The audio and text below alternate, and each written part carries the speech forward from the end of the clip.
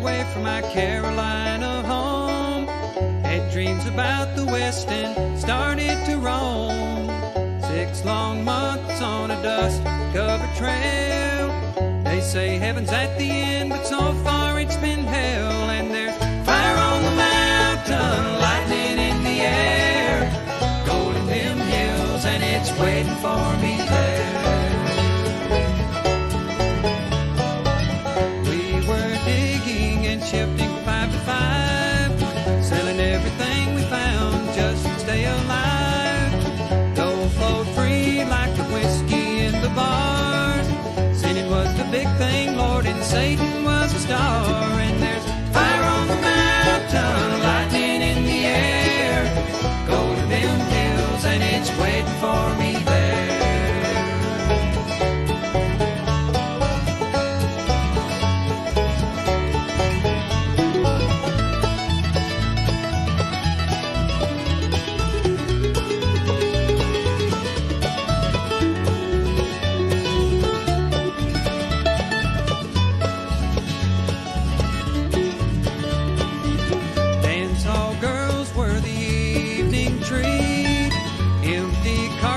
And blood lined the streets. Men were shot down for the sake of having fun, or just to hear the noise of their 44 guns. And there's fire on the mountain, lightning in the air, gold in them hills, and it's waiting for me there. Now my widow, she weeps by my grave. Tears flow free for her man couldn't save. Shot down in cold blood by a gun that carried fame, all for the useless and no good, worthless claim. And there's fire on the mountain, lightning in the air, gold in them hills, and it's waiting for me there. And there's fire on the mountain, lightning in the air, gold in them hills, and it's waiting for me there.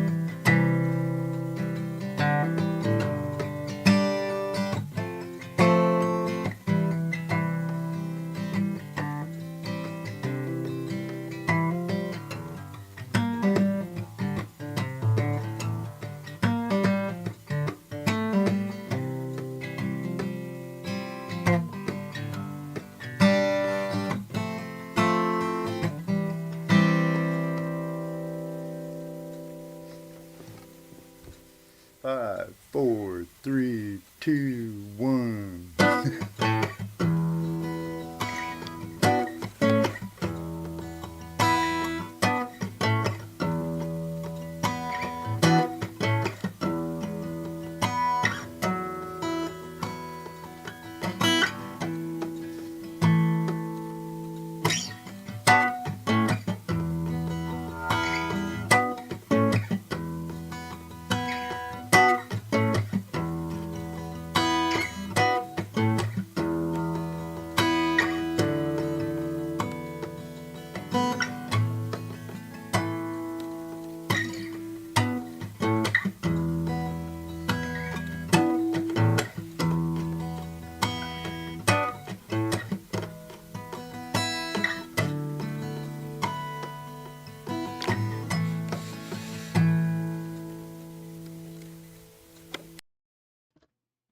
Thanks for the super chat.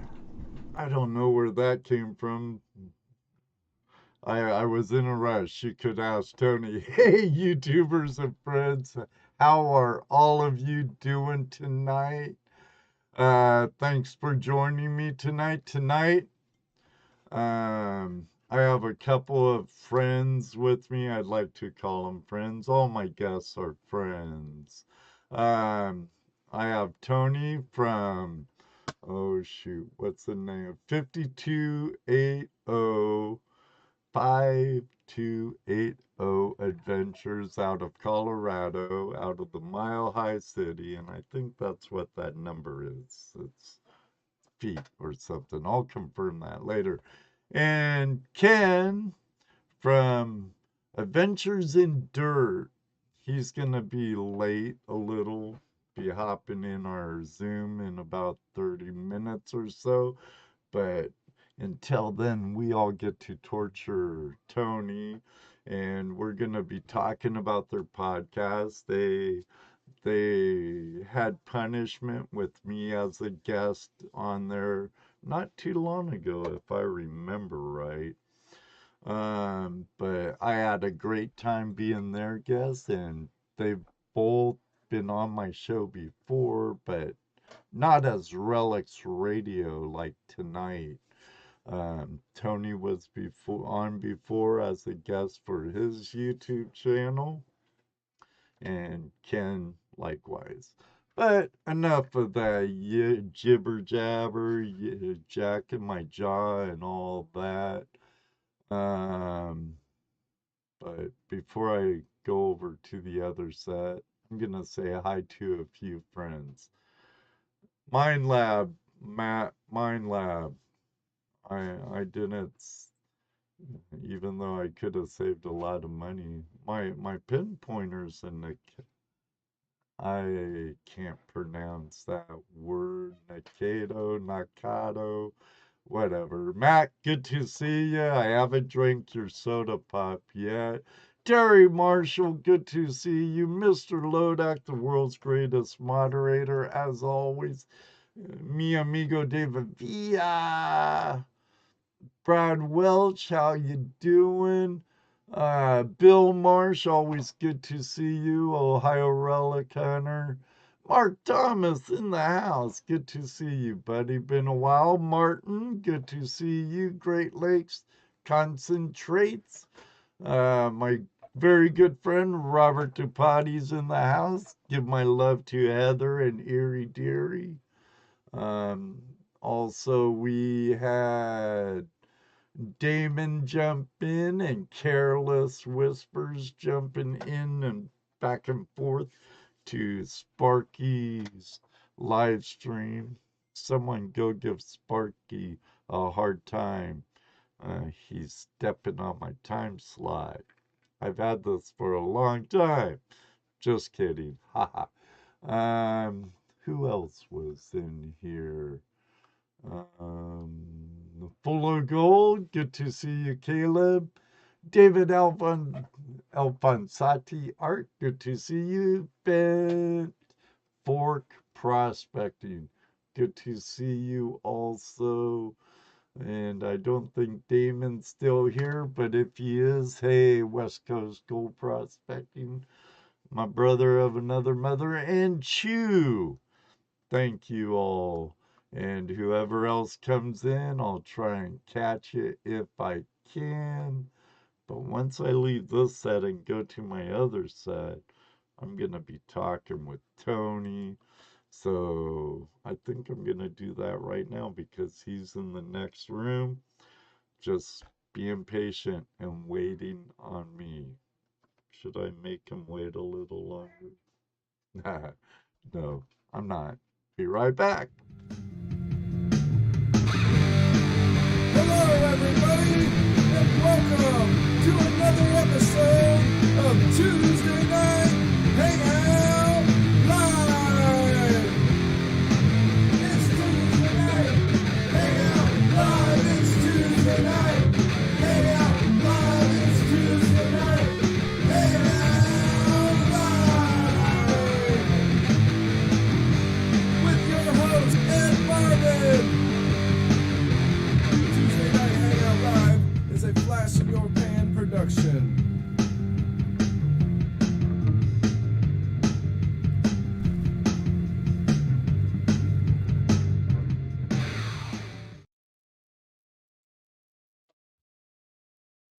Almost missed my cue, Tony. Oh, I was trying to reply to Brad Welsh. He's in Australia. And I sent him some stickers, but he's coming to California in July, which I wish I could make it. My friend Tim McMasters, I think is his legal name. Maybe I shouldn't say that, but he lives in Hawaii, and he has a place in Auburn, I believe, California, in the Motherlode. And you used to watch my friend Adam, he probably still does, on YouTube. And Adam made a trip from Massachusetts to the Motherlode. And Tim's like, hey man, that's pretty cool. So he went to the Motherlode, found gold, got gold fever, and now he goes every season. He's one of a couple of what we call the uh, mining Hawaiians that him and Oh. JC come from the North Shore to the Motherlode region and prospect every year. And he has a claim on the North Yuba where he holds a nugget hunt in July and just opens up his claim to whoever wants to show up and enjoy the river, the North Yuba, beautiful river. Downeyville's close by. Beautiful river, good gold, nuggets occasionally, and a lot of great people, a lot of YouTubers in the prospecting niche, and um, I was hoping to get there, and Brad's going all the way from Australia to go. Lucky duck. I'm super envious. But there'll be a time I meet Brad Yeah. on the river. It'd be better if it was in Australia, but I'll take Ohio wherever. And but how are you, Tony? Welcome back. Flash, I'm very blessed to be here. I appreciate you having me on. Having Relics Radio on. Obviously, you had said Ken's going to make it a little bit late. He had a little bit of a stuck in traffic kind of deal going on, so Well, he'll be here though. That's what he tells me. That happens. It's life, and he has the link in his messenger. Yes. So. Yeah. Hopefully, he doesn't hang me out to dry. I don't know if I can fill the whole hour's worth of talking here on my own. Well, you have some excellent stories, I know. And if I heard them before, tough. If they heard it before, sorry. But we'll try to come up with some new ones. I wish you would have been able to find the key to your safe, because I know my treasure holics and gold perverts, they like their treasure porn. I Um, know. I know. If there's a way, I think you can share a screen. If I could maybe find at least a picture of it, I might be able to do that a little bit later. if you email it to me, I can share it. Hmm. We'll have to look and see. We should have done all this beforehand. I didn't I know that I wouldn't be able to know. not find my darn key. Not a good thing. And so Well, I the should have coin is warned real you safe about the now. treasure porn when I sent you your reminder last week. Ah, You that's know, right. That's right. I'll take the blame, my friend. I'll take the blame because I could have very easily said treasure, treasure, spurs, whatever, Hmm. gold Well, coin. I've still got some more stuff over here to show. Well, I like relics. I like gold. I like silver. I like coins. About the only thing I don't like are bottle caps and pull tabs. But Right? I do have a friend. I give him all the pull tabs, and they go to help with dialysis Mm, or something like that. So, right, right. but yeah, if you want to email that when you find it, if you find it, I'm working on it here. to flashinyourpan@gmail.com. Okay. That way I See what could I can do pull here. it up and show it. Matt, oh, I don't know if it will show up with my chroma key, but oh, look at that, a clear bottle. Oh, and my daughter snuck in behind the green screen, but I haven't drank it yet. Maybe one day. What? Come here. Yeah. Uh, Pardon me, Tony. Granddaughter has Yeah, to say hi to everyone. Uh, absolutely. and you're not my avatar, so she won't flip you off. So, all right, honey. They're all saying hi back. Love you. Mwah. Okay, she sees that on Love air that. light on and say, "It's Tuesday. Yep, Papa's online. I gotta say that's hi to right. everybody." That's right. Grandkids are the best, aren't they, Ed? Yes, yes. They're I they're just incredible. We just found out we're having our fifth. fifth So, grandkid. fifth grandkid, yep, due in July. Two, So, four. pretty excited about that.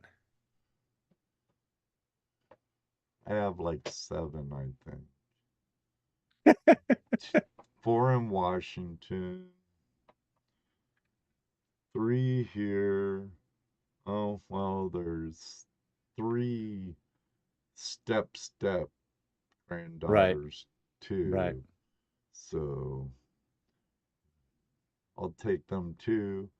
Uh, GoPro Unlimited. Hello, Thomas. Lucky Ducky Thomas, folks.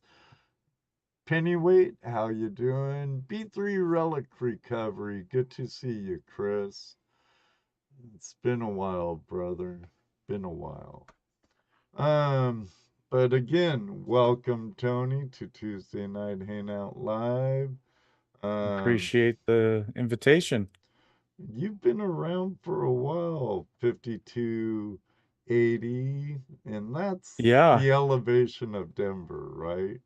it That's a is, and that's mile high, right? exactly. Yep, 5,280 feet is a mile long. And I was trying to come up with just a name for the channel back in like 2017. I was like, gonna kind of gear towards my adventures in Colorado, even though Right. I've kind of gone all the way now over to England. But that's how it started, was just all my different adventures in Colorado. So I was like, 5280 adventures. Doesn't say really metal detecting or treasure hunting, but um, that's how I came up with it. Hmm. It's fitting. You are out of the Denver metro area, right? That's right. It Yep. isn't Yep. like you're in Leadville or No. Silverton or No. nothing like Been to that. Leadville. Hey, I pulled a great bottle out of Leadville, actually. Ah, I was out doing the dump over in Leadville and digging in the dump and came out with a small little like medicine bottle, cork top medicine bottle from the late 1800s, and says the pharmacy on it or the general store, and then on the side it's embossed and says Leadville. And I was like, oh, That's it, I'm done." I mean, that just nice. yeah, and I guess the store was only open. I did some research. I think the store was open for like 3 years. So I was like, Man, that made my whole, that's, I think somebody else was digging. They came over, and of course, hey, how you doing? You find anything good? I showed him that, and he goes, it's like a $10 bottle. I said, it's priceless to me. Right, So right. I was ecstatic with that little bottle. So Well, you dabble in a lot of treasure things, don't you? yeah, Bottle yeah, dump digging, metal detecting, yeah. prospecting. Done some prospecting, not recently, but not as much as I would like to. But yeah, I've done that before as well. And Well, I you're tell in you, a that's good state, you know. yeah, You have the it's million competitive dollar here, and highway area and yeah, like yep, we all sure Alta do. and Telluride, you could ski and Hmm. prospect, I That's guess. right. That's right. That's right. You know a lot about Colorado, huh? Oh, I've been making a lot of shorts around mining and ghost town, boom town, Sure. mining history lately. And the history around mining has always fascinated me. So I've I've kind of been enjoying the research I put into that as well. So let's see if putting on my other camera so you see me actually and not my avatar, Oh, Tony. that's all right. That's all And right. and I know how all this behind the scenes works. well, yeah, with you and Ken's Relics Radio. Now, Yeah. how'd you go? Now, Ken, you have a good voice for live and radio. Ken has that voice too, Ken is and good. I always enjoyed both your live streams. You know, even though I haven't seen them for a while, but I remember a Yeah. time a few years back, you two were streaming really good. Yeah. Um, but when did you guys dive in together and collaborated on Relics Radio? So kind of going back the whole history, we both started our channel within the same month. Kind of starting into metal detecting and everything like that. We started our own YouTube channels right around the same time. And then we were trying to just get on different forums and things like that. And we both got on this one forum for a guy in Colorado. He had his own, the Hunter GT had his own website and forum and things like that. And we got on there, and everybody from all over the world's on this forum, and we both start talking, and we're like, I'm in Colorado, no way. Okay, well, hey, let's get together. And we started metal detecting together and putting out some intro videos, uh just metal detecting and us learning the entire process. And we've always had kind of these ideas about how to grow the channel and do lives and this and that. And this is back in 2017, I think, and stuff. And we've always been digging partners, since day Hmm. one. Real tight. He lives up north in Colorado. I live in southern Colorado, so we do a lot of research for the entire state and share our permissions together, and lots of driving to each other's areas and things like that. Um, and just really started having a great time doing the YouTube and doing the metal typing. And then it was Digging with Seven, Loy, and Tennessee Jeff, and they had started Relics Radio, and I can't remember what year it started. I think it was around 2018, maybe 2019, possible Hmm. 2018, I think. and they started doing the podcast called Relics Radio. And ironically, Ken and I were on separate episodes, but we were on the season 1 of Relics Radio as guests. And it was a big deal, and it just had a really good time, and got to be friends with Loy and Jeff, and things kind of changed and evolved, and Jeff ended up kind of going on his way in separate ways, and Loy continued the podcast, brought Ken on as a co-host, and then Loy now, as he's just got life going on, and he once he kind of stepped away, Ken kind of took over as the head, the host of Relics Radio. And he was like, well, what are you doing on Thursday nights? And so I came on. I've been on with him for, on and off, but consistently for about the last 2 years or so. And we've kind of taken it over. And we used to be live on Spreaker, and now we're kind of branching out to different social medias. And we're doing live on my YouTube channel. We're also doing live on Facebook. And then the replays you can hear on any podcast app that you can download, Apple, Spotify, Spreaker. You can download the podcast right there, and iHeart and all iHeart that. app, all of that, everything. Yeah. So, and we do it weekly, have guests on, and it used to just be audio only. And then I started kind of dabbling and tried to get into the video side of it so we can do the lives like this. And we went real hard, and starting this year, we're exclusively live on video. And the replays then will just be the audio side of it. So yeah, we're kind of doing that, and we've done some traveling. We did live from the Oklahoma, what was that called? Land Rush, I think, something like that. I think that was last year. We were live from Oklahoma treasure hunting event, and we've been live from our Eureka Treasure Hunters Club. We do an event every year in July, and we were live from Rush to the Rockies.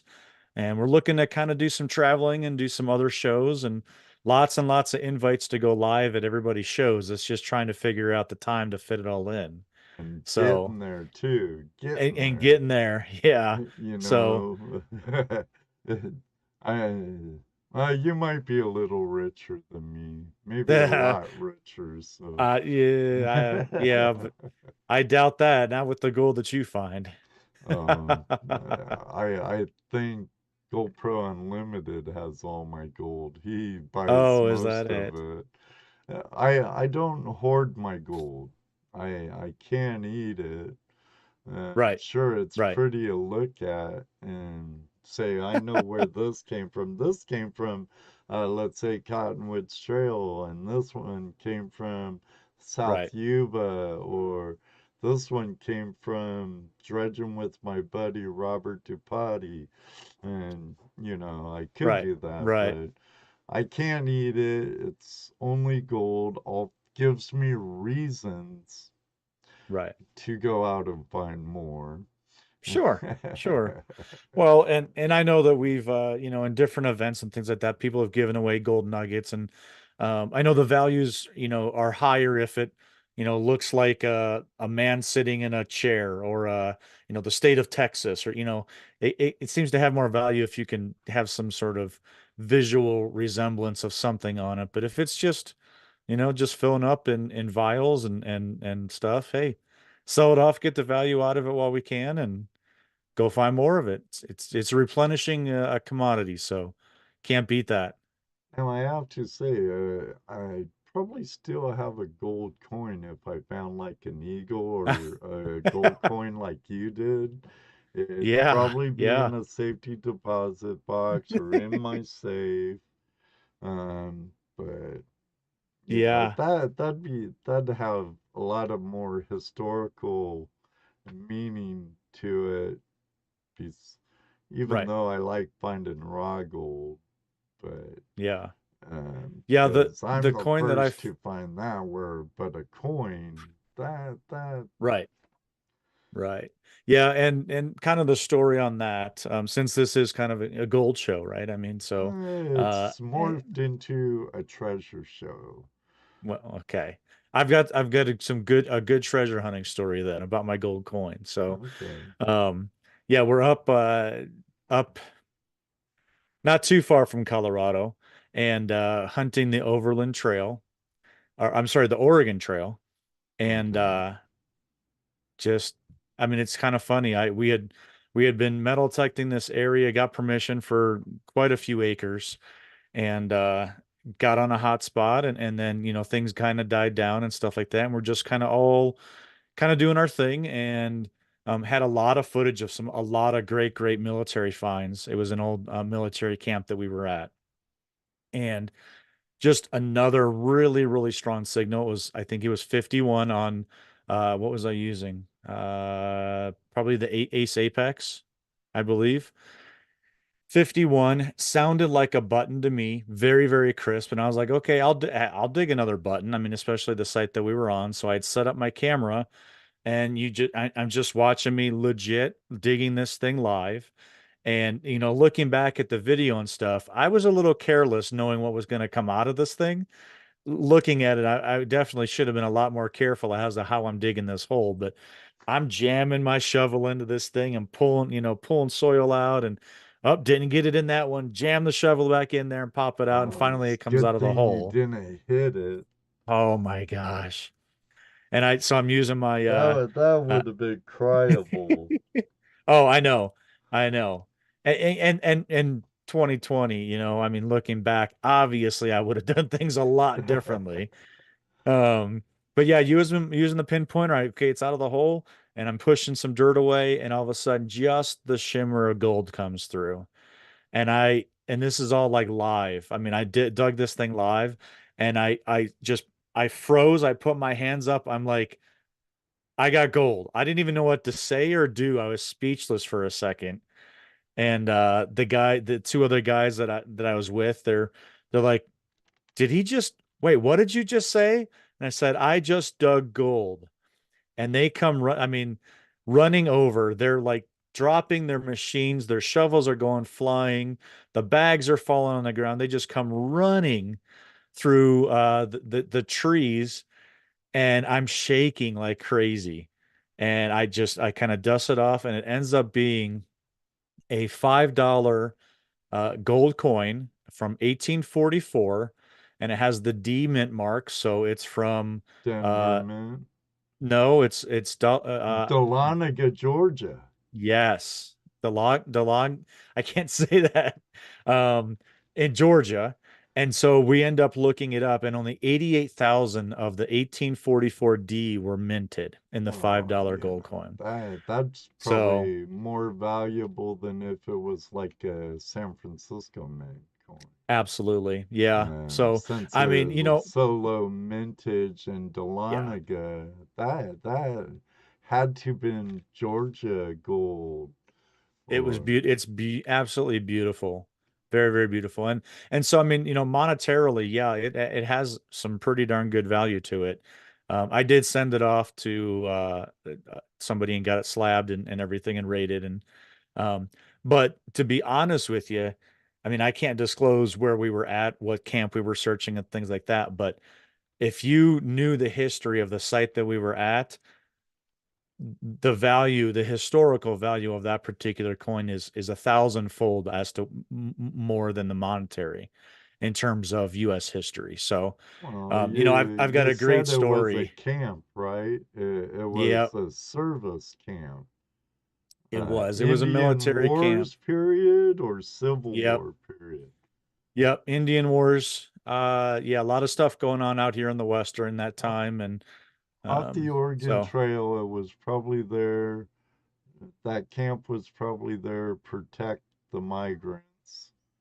Um, was kind of didn't want keep things at bay. yeah, Didn't want massacres on your hand like what happened on the Boise Trail. right. So, even though I'm sure there were a few families that got taken by the natives, can't say I blame the natives either. No, So, no, but we had a lot of that stuff out here in the West, different areas, and we don't have necessarily, kind of in the Rocky Mountain region, we don't necessarily have history kind of before 18, 50s. Colorado 1858 is probably about as far back as you can go, and um, but yeah, lots of cavalry, lots of cavalry units, roaming and keeping the settlers safe, the ones that are coming out west for the gold and the silver. And yeah, they would just find a good camp. And if you find those spots, the history's out here in Colorado, and a lot of people don't even realize or understand exactly how much history we do have. And we're pretty darn lucky for what we do have out here. Mark Thomas wants GPS cords. Yeah, I told him it was a little bit west of where I'm at. He can figure it out from there. Right, right. Yeah, just head to the west. This must be by No Tell 'em Creek. Exactly. Exactly. Yeah. Now, prospectors can be pretty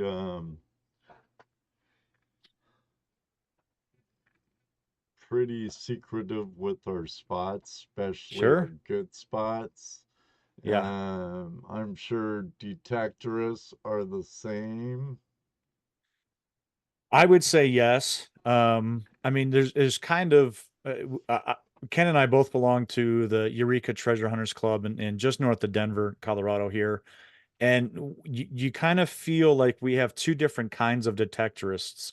You have the detectorists that are searching for jewelry, rings, gold rings, those kind of things, and they hunt parks exclusively. They're looking for that find from last week when there was a soccer game, and Mrs. Smith lost her $15,000, 3 carat diamond ring because she was Right, clapping so hard for little Jimmy, with his first goal.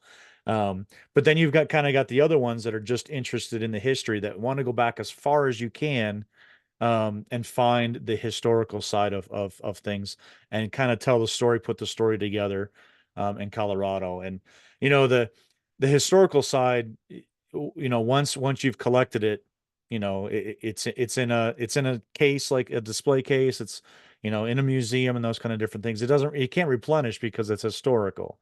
But right. in the parks and fields, go back again next week, and Mrs. Jones now lost her ring as well. So, in that case, um, the park hunters generally are real open and honest. Yeah, I was hunting over at this park, and right after the soccer game, and I picked it up, and who knows if there's going to be more there next week or not. But the historical people and in sites like that, if you're getting on a good site like we've been lucky enough to do a number of times, we're pretty tight-lipped about where we're at, only because it's a lot of research, um, putting boots on the ground, getting the permissions. Rather than a public park, you're on private property, and it takes a little bit more effort and work to get on those types of sites. But for me, it's the relics. It's all about the relics and the stories and the histories that these relics tell, that just drive me crazy.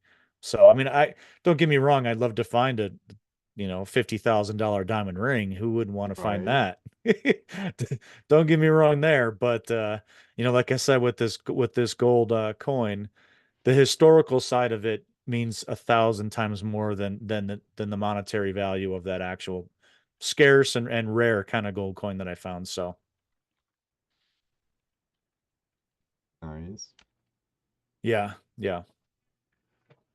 And Then, I brought some other relics as well, if we want to talk about other stuff.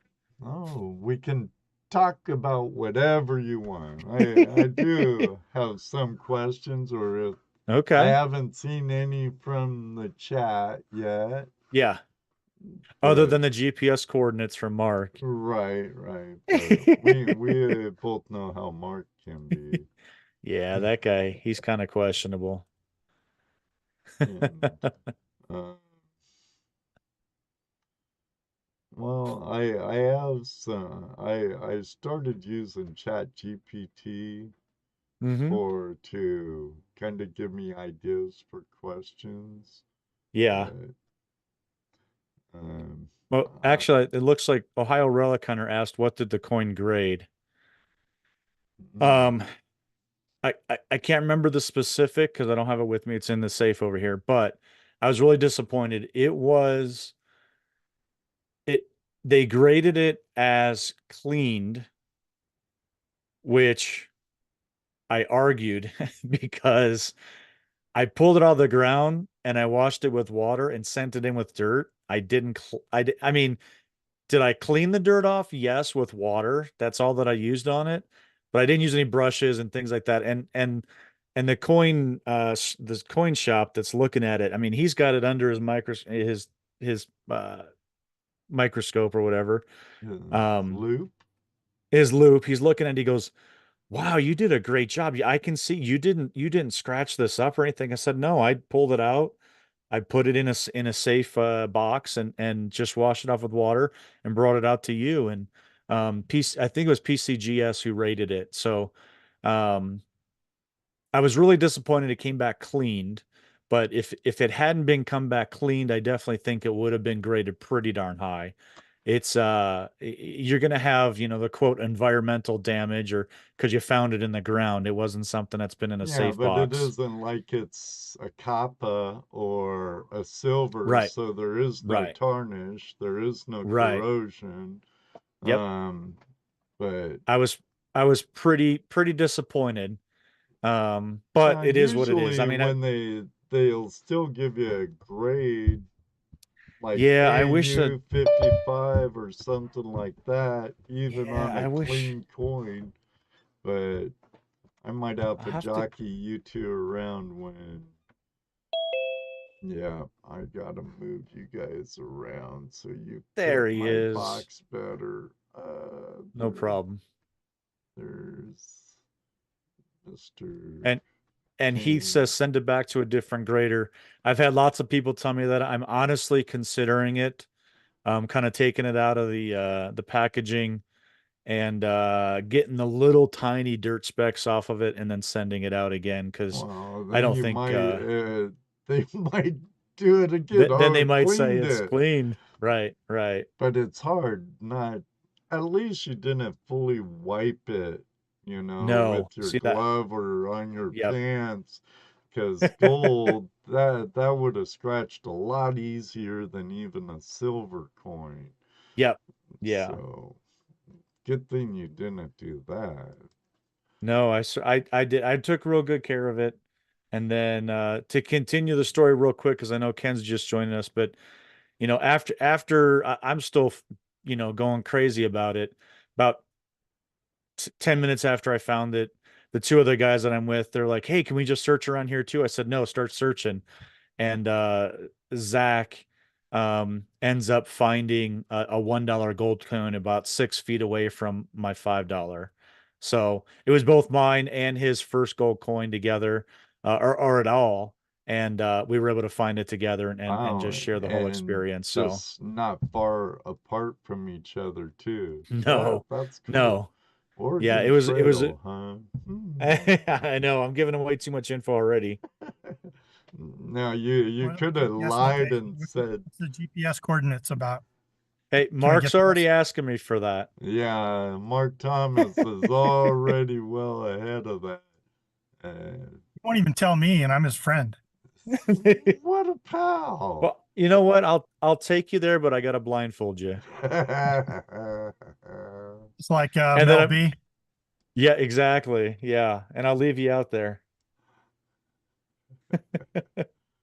You're People probably blindfolded, don't Ken. recognize that reference.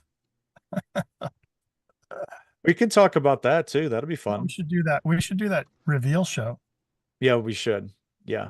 Michael Busy Bee, Michael Busy Bee Detecting has a question for you though, Tony. Okay. He wants to know, what is your favorite find from England? From And England. I guess you both could answer that because I Yeah. know you both went over there. So Yeah. Ken's been over there twice. I've only been over there once.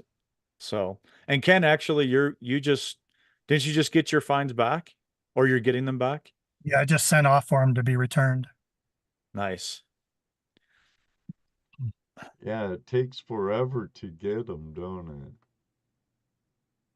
Yeah, it takes some time. They got to apply for an export license, and it does take some time. But what's cool is when they do send you your stuff in the export license, they basically have to identify every item. So when you get your pouch of goodies, Mhm. everything's pretty much identified. There you go. Tony's showing you a sample of an export license. So sometimes it's a generic explanation, but sometimes it's pretty cool, right, Tony? Like until that Oh, explanation yeah. came in, you didn't know you had a couple things. No, and that's, Michael Busy Bee is asking, my favorite finds.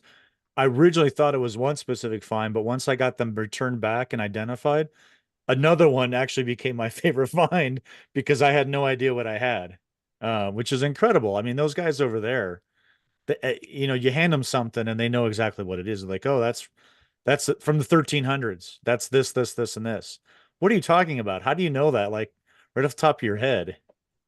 So, Well, um, I guess it would be like if they're here and they find a Indian head or a Morgan or yeah, something like that, you know. sure, sure.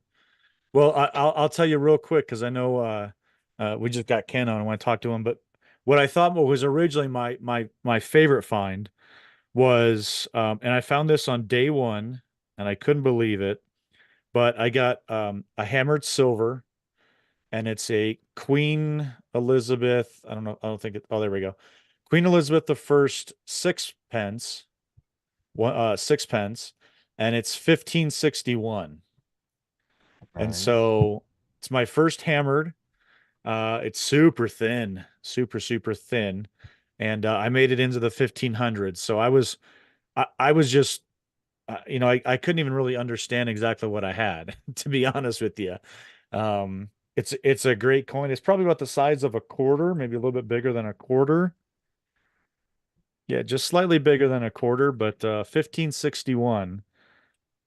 So I was ecstatic about that, and everybody was really excited. I think it was the first hammer that came out. It was on day one within the first 2 hours that we were out there. So I pretty much could have gone home after that. I mean, it's kind of when you get out there. I mean, number one is gold. Number two is just hammered silvers. And so, I had already marked that off the list after about 2 hours, and pretty excited. And then when I got my finds back, you're probably not gonna be able to see details. It's really difficult. But this is actually, let's see. Yeah, it's not gonna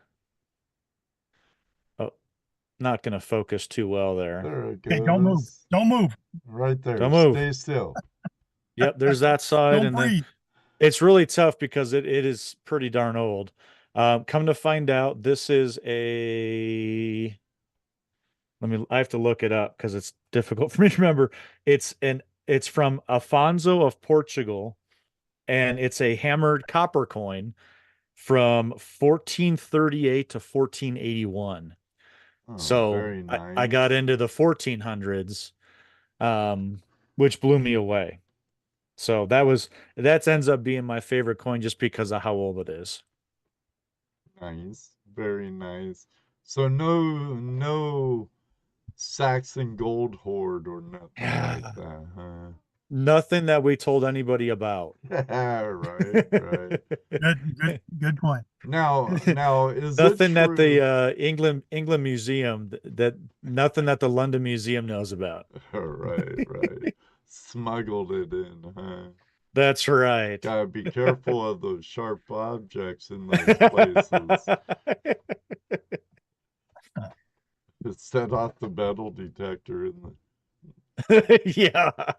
Yeah, that would be bad. the.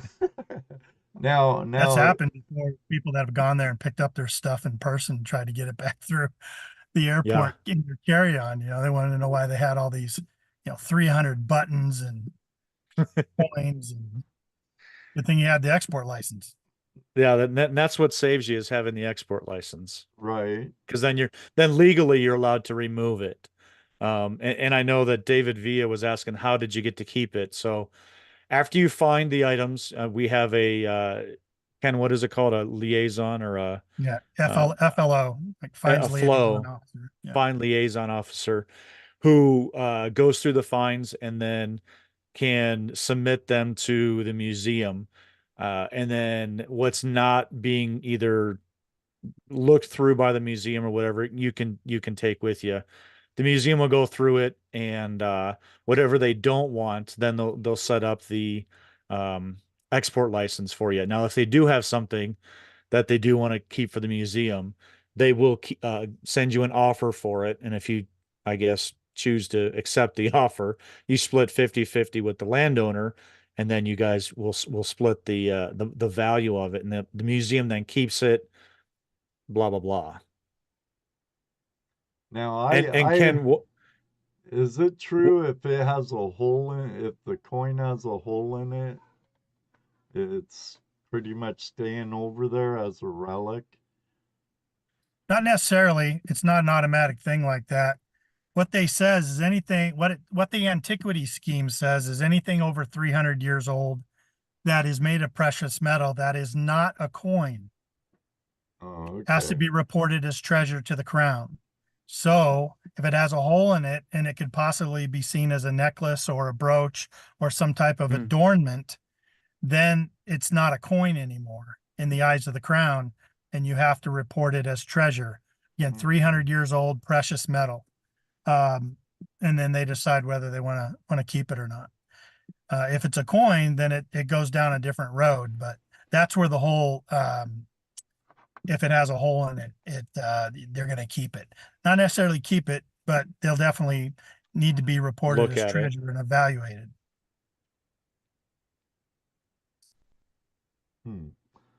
Yeah. Sorry, Ken. My friend Colin, Heavy Meadow Detective, just said something in my live chat that kind of took my breath away. Did you know Terry? I've never met him personally, but he's been part of my community for forever. I talked to him on Facebook and stuff, and yeah, shoot, It's very sad. yeah, it is. And Yeah, who would have known that, all three of us had, gotten on social media, built a family through it, Right. following people that we consider pretty close. And some of them we haven't even really met, but we interact all the time. And yeah, when something bad happens to one of them, you really feel it. I think it goes like that in this entire kind of treasure hunting community. yes, It's like you lose one of your own, and it's hard. It's tough. So I didn't know Terry. So Yeah. then Me either, but then you end up meeting a lot of people in your community. I'm sure you have, and I have, it's and it seems to be a pretty tight community. I mean, the Treasure absolutely. family in whole, it's pretty tight. Yeah, definitely, Tony. Rest in peace, Terry. Well, I appreciate it, Colin, but doggone it, took me off guard in the middle of the show. well, Much I think love, everyone that knew Terry. him has a wonderful time remembering him, and can honor him that way. But I think you're right. Like Tony and I have had bottle diggers on and magnet fishers and all kinds of different hunters of the elusive history and treasure. And it's like, you know, you're our people, you know what I mean? Like they have very similar themes to it. They all enjoy the same things. They all struggle the same ways and get the same joy and excitement over accomplishing what they set out to go search for, right? No matter what it is, whether it's little yellow rocks or, Right. 300-year-old bottles or whatever, it's all exciting. So Terry was part of the community, and I'm sure people will celebrate him for that. But yeah, we can all be sad about that. Yeah. And grieve Terry.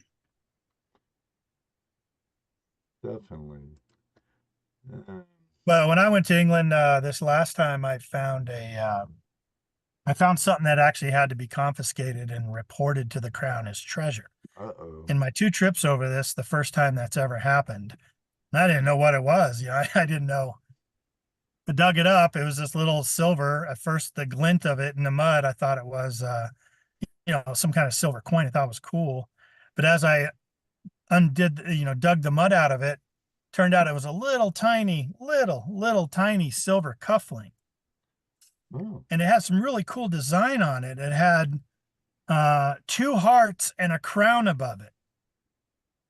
And it was old and all beat up, but it was silver. It was beautiful silver. And one of my buddies that goes over all the time, he spends, multiple trips there a year.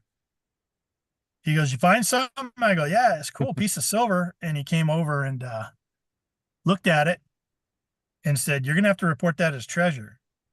So he didn't know what the significance of it was, but it was older than 300 years old for sure, Yeah. and not a coin and precious metal. right. So that evening I went in and turned it in, and that started the process. And Chris, the guy that ran the trip for us, reached out to his flow contact, and they pretty quickly identified it as a cufflink from about 1652 that celebrated the marriage of the Charles II monarch Charles II to this Catherine of Braganza in 1652. And that's where this cufflink came from. It was a celebratory cufflink of that marriage.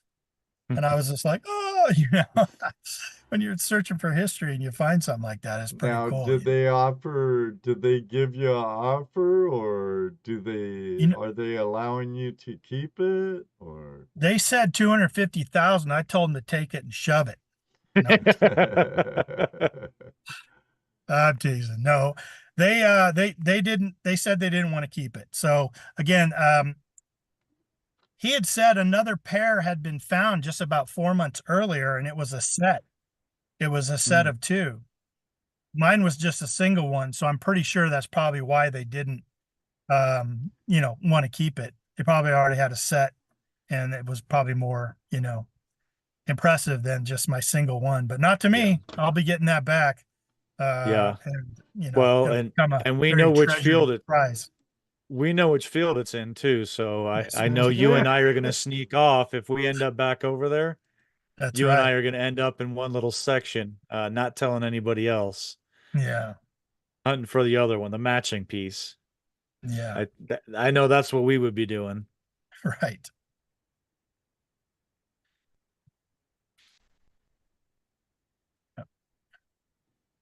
Having a little coughing fit for a minute. Uh, that's why I put in my avatar in. Yeah, he doesn't cough. I have Take some my water, man. I have my Ed AI in my live stream too, so why I I'm love that here thing. I still haven't made mine. why I I'm know that's here pretty choking fun. to death. Terry Marshall, thank you for the super chat. Terry, That's oh, awesome, by the Terry. way, Brad got his stickers. Did you get yours?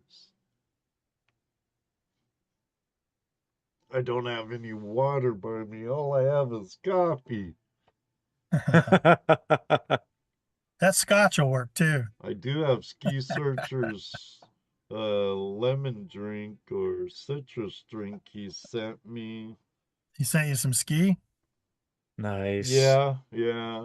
I forget whose broadcast I won it on. Well, might have been Digging Canucks. Might have been. Was it on Liz's broadcast, Matt? I forget. Oh, that CRS is terrible. Jeez. I want to let you two know I had a really good time when I was your guest on Relics Radio, and thanks again for having me on. Now, Tony got into the collaboration for Relics Radio and stuff. Uh, it's been at least, what, 2, 3 years since you guys, probably more than that. Yeah, Oh, Ken's been on it sure. longer than I have. Ken, when did you start with Loy? Oh my goodness. I Yeah. think 4 years ago now, 3.5 years ago or so, something like that. It's been so long, I can't even remember, man. Been forever. But yeah, it's Loy and Jeff, Loy from Digging with Seven and Jeff, Tennessee Jeff, they started the show 7 years ago, and it was great. Tony and I were both guests on the show first season one.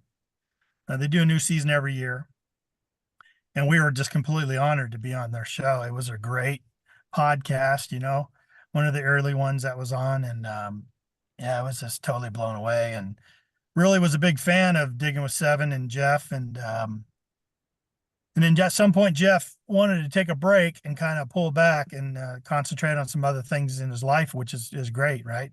And Loy reached out to me and said, would I be interested in coming on and co-hosting with him? And I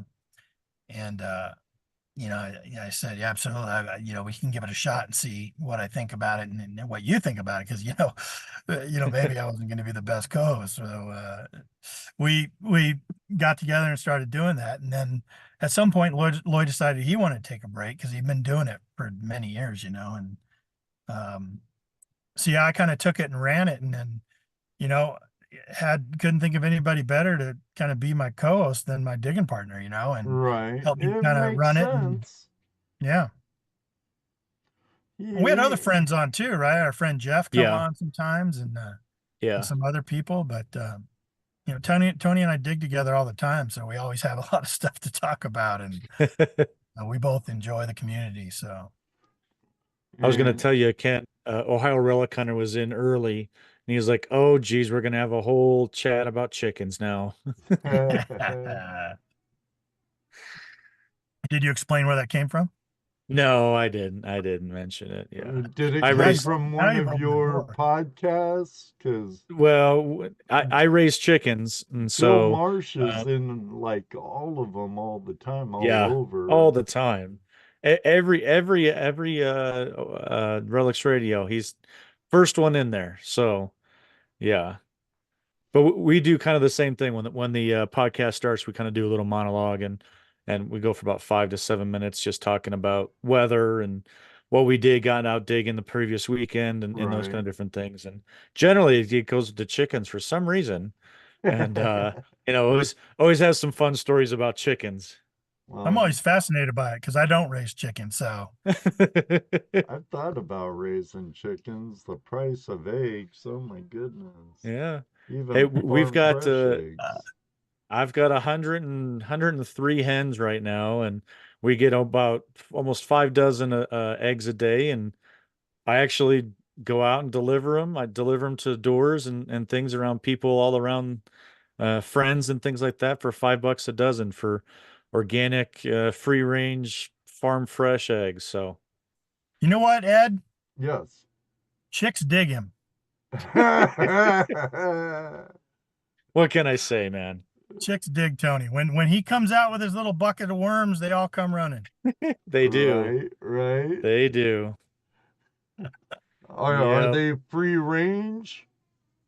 In a sense, yeah, we've got a big electric fence. It's about a half an acre big, all the way around circumference wise, and we let them run around out there and keep the coyotes out of there and stuff. So they live their best lives, and we also do meat chickens once a year. So I put about 70 to 100 chickens into the freezer once a year, and um, that's always nice because we get to raise them the same way, ethically, and they live their best lives up to that one day, and then they go to the freezer. But that's Hey, you know what, Ed? part of life. What's that, Those kid? chicks don't dig him. Them meat chickens don't like Tony very much. They actually love me because I bring lots of food to them, and Fatten 'em Get up. the fryers fat, huh? yep, fatten them all up. And then the day before they go to the freezer, I stop feeding them. And then they're like, "Well, wait a minute, what's going on?" And then that last day when I come back out, they all come running to me, and it's easy to grab them then. Yeah. And actually, you know what? To be honest, we're getting turkeys delivered tomorrow. You So we'll must grow. live on a pretty decent sized chunk of land, Yep. so I take it you're not in Denver actually. No. Nope. Like I said, Ken's up north, I'm down south. And this is a work site. We're on 50 acres out in the middle of nowhere, so we're trying to use it well. Tell you what, Ed, when I first met Tony, he was in a kind of Denver area and he still had chickens. I did. He was the only I friend of mine that had chickens in the backyard in the middle of suburbia. I was just like, what's going on I here? did. Don't tell the HOA I had Yeah. chickens back there. Yeah, Oh, yeah. HOAs, they're the worst. Yeah, I moved out of that area, so now we don't have to deal with that for sure. So, but we're get our turkeys, and we've got to raise them for what, 4, 5, 6 months, and we'll have us some nice plump turkey dinners. They say rabbit's really good for meat too. So Yeah, we've got some stray ones around that don't make it very far. I've got them in my freezer as well. Prairie dogs. Now, I don't well, eat the prairie dogs. I You don't eat put the them prairie down, dogs. but I I don't eat the hope they're a prairie nice dogs. cottontail and not a jackrabbit. No, they're the cottontails. But you see Yeah, how Rabbit, we get sidetracked on this chicken talk I know, every right? every right? week. Uh, There's always something to green talk about. Green Acres, here we come. That's funny. So, Robert says I used a fishing net to catch my loose chickens. You know what, Robert? I That's the greatest invention, the greatest idea that we ever came up with, because we were those idiots running around trying to catch, kind of like Rocky Balboa in that corner trying to run after the chickens and catch them. We were doing that when we had to do that and we catch them. And all of a sudden I said, you know what? I'm just gonna go get a big fishing net. And you just walk into the pen or whatever, and now you can just back them into a corner. well, like That a Nate casting net, or a No, bait no, casting net. not one that you throw. It's on a handle. It's kind of like a landing net, a landing fishing net. Oh, okay. Yeah, and you just throw it over the top of them. They flop like crazy. You just grab them. It makes it a heck of a lot easier. And I'm not running around like some idiot. I caught that, David, via on a pole, like a landing net. Okay. Yeah, I yeah. at first I was That'd be kind of cool picturing though. a You bait. throw that net out and Catch them all. Got to catch them all. yeah, there we go. Hey, that might be something I might have to try now. Instead of just catching one at a time, I can catch 10 of them. Big And I gill know net. you're a Start up. fisherman, and like Robert said, you have some really good fishing videos too. Do you fly fish or do you use bait? So I would do more ice fishing. So metal detecting, treasure hunting kind of consumes my brain. And you do that from Oh, spring, summer, and fall, and right. any time in the winter that you can. So it doesn't leave a lot of time for fly fishing or casting and fishing and things like that. So I did a lot of ice fishing, which is Okay. great out here in Colorado. You go up to the mountains and you get on the ice and drill a hole. People think I'm crazy for everything I seem to do, but you're out there in the middle of nowhere on the ice and in negative temperatures and sitting there trying to catch fish there. But that's the kind of fishing I I really live enjoy by the is the ice Great fishing. Lakes. There's those kinds of people out Yes. all over reservoirs and everything around here. I'm like, no, thank you. If I want to go out in the snow and cold, I'm gonna go snowboarding or skiing. I, Earlier I wanted to bring this up and sorry to interject here, but Oh, you said it's something okay. about Erie Deary. What was that? Is that a person's name? It's my friend Robert DePotty. He's a really good friend of mine. I met through YouTube. Oh shoot, and through the Buckeye chapter of the GPAA, like, Okay. oh my God, 10 years ago. at least. And I'm very good friends with him, his wife, and daughter, and his daughter's Erie Deary. Gotcha. The only reason I mention is because because I grew up and I was born and raised in Ohio, Right. and we would use the fishing lure, the Erie Dearies out on Lake Erie to catch the walleye. And so Uh-huh. when you had said that, I was like, oh, wow, what's that reference? Bobby lives up closer to Lake Erie than I do. Okay. So, and I know he has a boat and they go out on Lake Erie. Ah, So, hey, Bobby, do you use Erie Deary Erie lures? Dearies. Yeah. I don't even know if they still make them. I mean, this is back in the 80s. I When actually think she's named after a canal boat. okay. The Erie Deary canal boat. I could be wrong though. I could be wrong. But I, Heard you I got to just thought be I would leery of those Erie Dearies. now we're gonna go for the dad jokes. oh, we are all dads, I think. Yes. Yes, yes. Mm. That's Ken, over. I wanted Um, to ask you what, because I was asked and answered. What was, because you've had two trips to England now. What was your favorite out of both trips? Out of what was your favorite find overall, if you have one? Um, well, I'll always say that cufflink. I mean, we talked about the cufflink Yeah, just because it was reported as treasure. But my other tough to favorite beat that. find actually wasn't my find, but I got to witness it. And it's just kind of goes to what they tell you about England, right?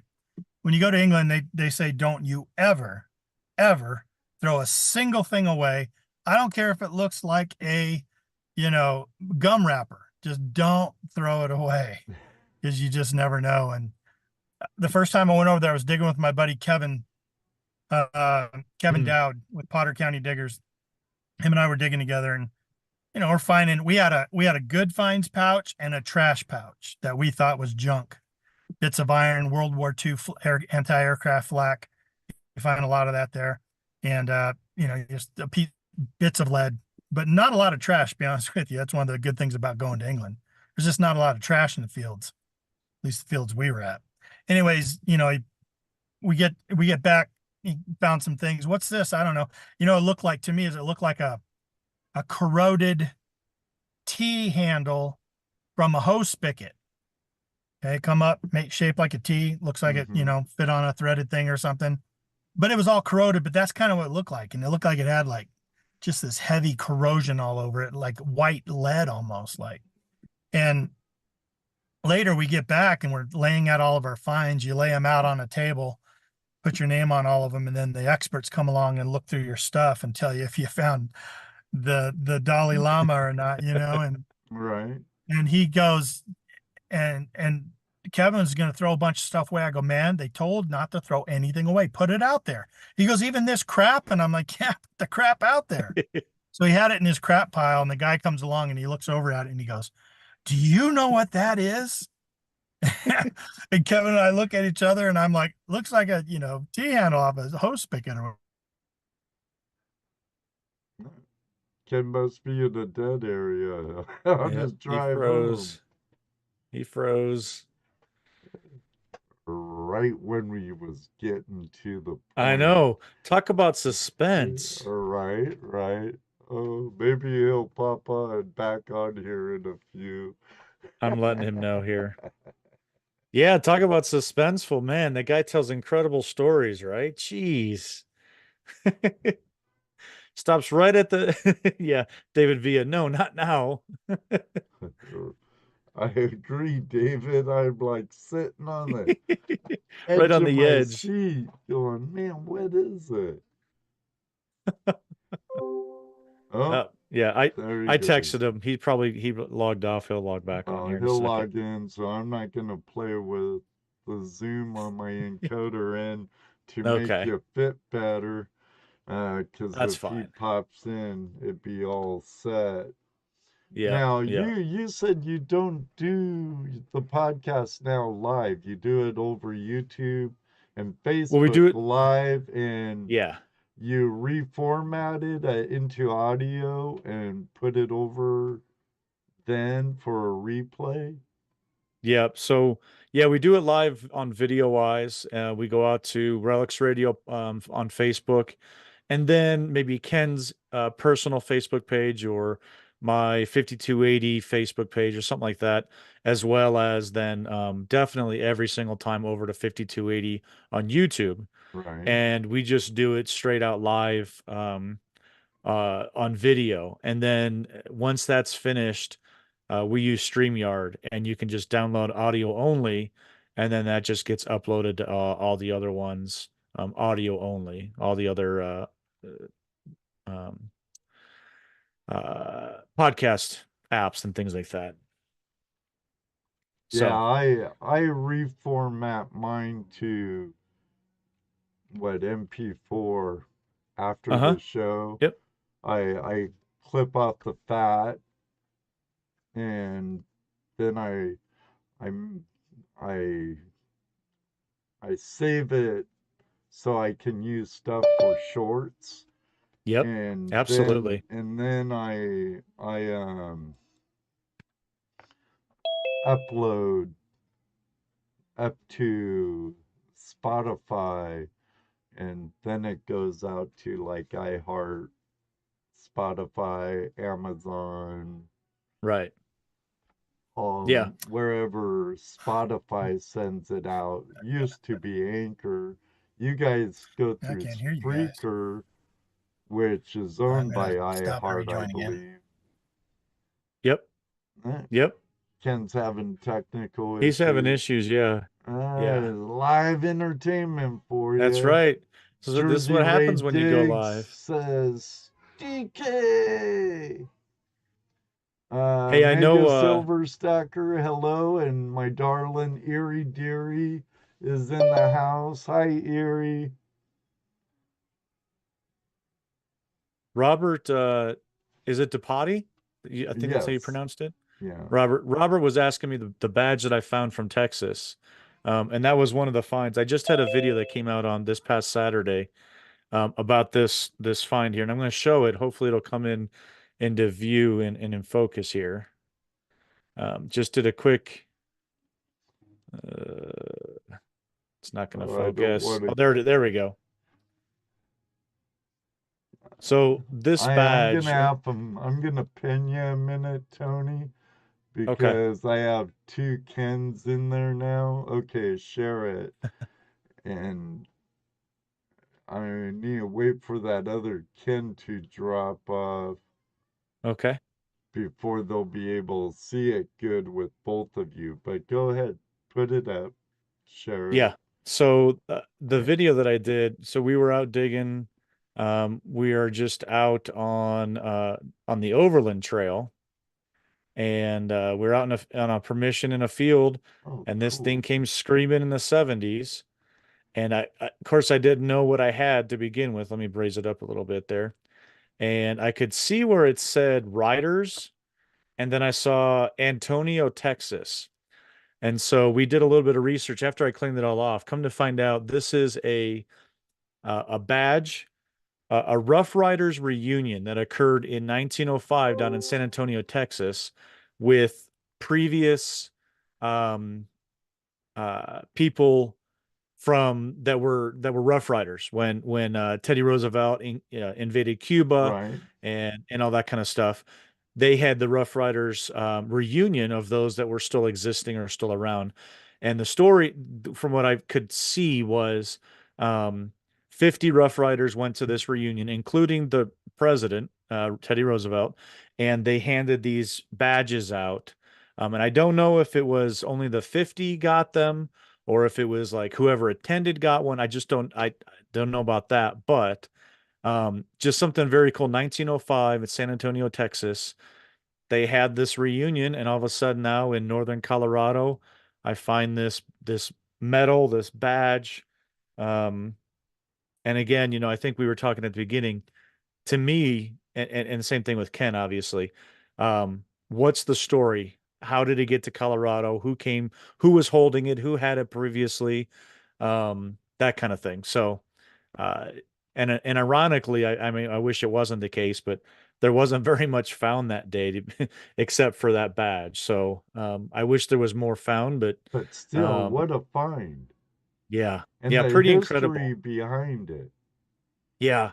Yeah, and I'm kind of doing some more research. I did find a it was on a typewriter sent to one of the Rough Riders from somebody, and I don't know exactly who it was, but it was typed out of what this reunion was going to be, where they were going to camp, and it was, typed out on this letterhead kind of thing, and it was pretty neat. I'm going to have to get a copy of it, and maybe put it with the medal or something like that, and yeah, just to again, what's the story of all this of history, right? I mean, it probably is worth nothing. It's in rough shape. It needs to be cleaned up a little bit better. But what is the story of who held this last? Which Rough Right. Rider was it? Is I it mean, was it Ted? numbered anywhere? I didn't see anything on the back. There's no engravings, no inscriptions. No TR Um, in the back of it. yeah, I thought it said TR, for Teddy Roosevelt, but nobody believed me that I had that on the back. I tried. I tried. They called they called BS real quick on me when I told them that. Right, right. It's It so would have impressive been though. really cool though if it actually belonged to Theodore. Uh, you have no idea. My grandson's name is Theodore, and I call him Teddy. Like I love TR. I mean, he's one of my top five favorites, maybe top three. So yeah, just to find something like that, um, and the story, and then you start going backwards and down the rabbit hole of what did the Rough Riders do? Where were how did they form? I mean, the first organized or was it first uh, militia cavalry or something like that? Just incredible stories about history. Gosh, I can talk about that stuff all day long and not even bat an eye at it. Love it. What was cool is that it was found in the middle of nowhere. So it's Yeah, not like it was surrounded by a bunch of other relics and then that just right, popped out of the 100 relics we found that day. And you're like, oh, what was that doing there? Yeah, it belonged, all the other relics, somebody probably right. had it. No, it's in the middle of a field with nothing else being found. I think there was a harmonica reed, and I think Yep. there was maybe a couple other relics, all within like 30 feet of his find. And but nothing else. Now Nothing. Nothing. you So said strange. Northwest Colorado on the Overland Trail. So was it the same part of the Overland Trail where you found the gold? No, that was definitely further away. Mm-mm. Th But it this was was on this it was was more of really like a near a very homestead. heavily traveled portion of the Overland Trail. Yeah, yeah, Well, a lot of the trails through your neck of the woods were all the same overland trail from like St. Louis to say Salt Lake City, right? Or in that area, and then they split up to like the Bozeman Trail and Oregon yes, Trail, California Trail. Smoky yep, Hill Trail. Yeah. yeah. Maybe Yeah, it we're was blessed just with we're blessed with that history, and that's really, what I was talking about, where you've got the two different kinds of detectorists. One's in the parks, but we've really gone. There's not a lot of history in Colorado, and so you want to be where they were the most.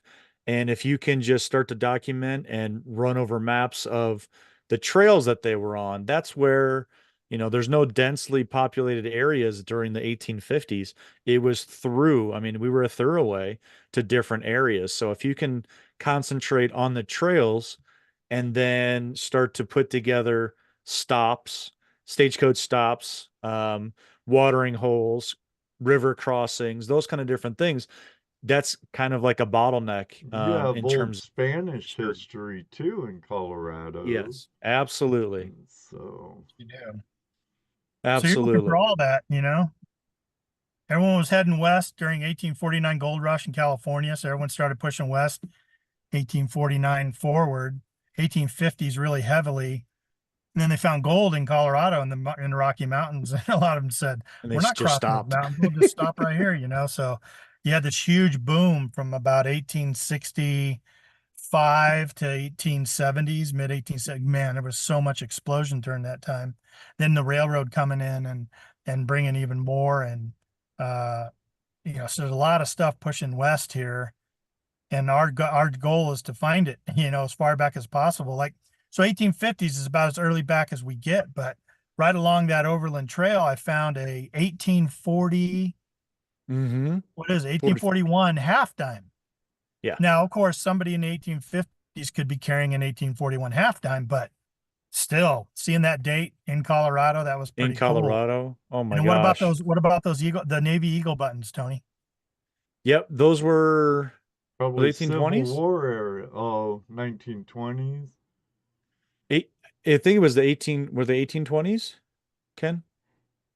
Yeah, they were 1820s, a tin back Tin Navy back. Eagle button, tin back Naval, So, yeah. Eagle button. And what were they doing in Colorado? way before the Civil War, even. Way So, Yeah. right, yeah. Yeah. Maybe Civil War 1840s, was Tony. what, Maybe 1840s 63-ish in that 20s to area? 40s. too. Yeah, yeah. Yeah, but just we were able to actually, I mean, we didn't actually identify, and we sent it off to a contact that we have, and he was able to identify right away because it was a rare. Oh, go ahead. I'm signaling to people in the chat. Oh, because it was rare how they were made. They were made. It was a tin back button, a naval button, and so it obviously was only during a certain period of time, which actually predates anything that we had pretty much found. Number one in the area, or even hardly all over the state of Colorado. So yeah, it was really interesting to be able to get that identification, and then all of a sudden now it's like, who in the heck had these? And why are they in the middle of Colorado? Because I don't know if you know or not, but we don't have a naval base here in Colorado. Right. Yeah. To find a button with an anchor on it in Colorado, that's pretty special, especially with an eagle and an anchor on it. Right, Belonged exactly. to Jeremiah Johnson. There you go. Wasn't he a naval man? I think he was. Could have been him. Yeah. There you go, Ed. I'm going with that story. That's it. Oh, that's the story. Love now, it. Now back to I see in the chat the T-shaped handle thingy. Yeah. Yeah. When did I cut off? Did I get to the punchline? No, you were right there. Right. The suspension is killing us, man. Laying the Just tell stuff us. out on the table and Sweet. the Well, you guy know what? walking in.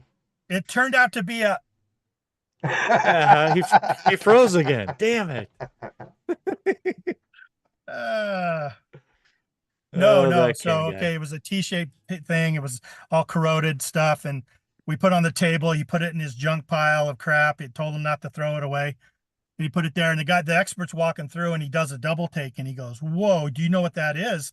And we kind of looked at each other as a piece of crap, and he's like, "Whoa, that is what they call a sword quillion, Quillin, something like that."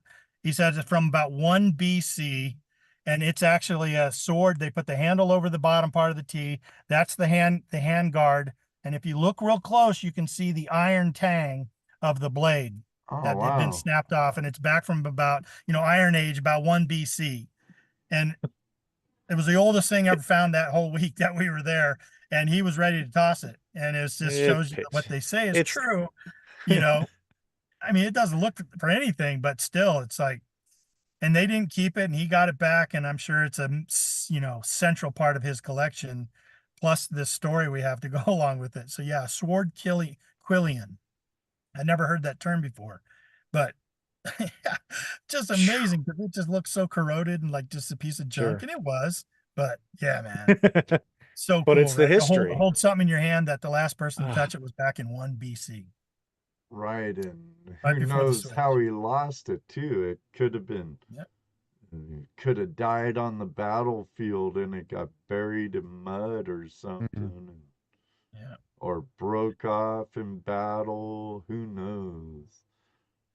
It's hard to even imagine what life was like back then. You know, it's just hard to fathom. Like in our minds, we can kind of go back 100, 200 years and kind of Right. picture it. There's a lot of media around it and stuff, but there's not a lot of stuff that sort of, you know, kind of puts in front of you all the time what life was like back in 1 BC. You know what I mean? Like occasional historic movies and, you know, books and such, but you know, it's hard to imagine, you know, what life was like for that person that held that thing. That's cool. That's Yeah. cool. So again, that was one of my favorite finds. It actually wasn't my find. It was my buddy Kevin's, but still fun to see it, know the story, hear all that. Because everyone then all of a sudden was like, what? Ooh, you know, and looking at this piece of junk that we had in our junk pile. Don't ever throw anything away when you're digging in England. That's for sure. That's literally one man's trash is another man's treasure, huh? Absolutely.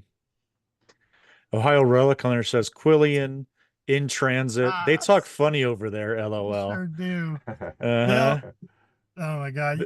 You watch too many of these programs, Bill. He's been on way He too knows many. all the in jokes, man. He does. All right, I got to bring it up now. So I went to England for the Yep. first time, never been out of the country. And everyone in the chat, I want you to tell me what you think they were telling me. So I get off in customs and I come up and this really nice, young, attractive lady is standing there at the counter in customs. And she says in this really beautiful British accent, and I'm just buzzing because I'm in England, right? And she says, sir, I need to ask you, are you in transit? All right, chat, let me hear you. What was she asking me? Sir, are you in transit? And I'm a dumb American, right? So of course I can go, I was in transit and now I'm standing in front of you. And what do you think she did? She folds her arms and says, are you in transit? No, say it again. Ask I'm again. looking around and looking at the guy behind me for any help. And he's shrugging his shoulders and I go, I'm sorry, but I don't know what you're asking me. And she looks at her friend across the hallway and folds her arms again and says, are you in transit? I go, you can say it as slow as you want, but I don't know what you're asking me. I was in transit. I was in transit on a plane and flew from Colorado all the way here to England. And now I'm no longer in transit. I am standing in front of you. What do you guys think in there? David Villa, are you wearing a skirt? I couldn't figure it out. She said, where are you going? And I said, I'm going to London. I'm going to Wales. I'm going to probably go here, there, right? And she goes, so you're not in transit. I go, what in the hell are you talking about?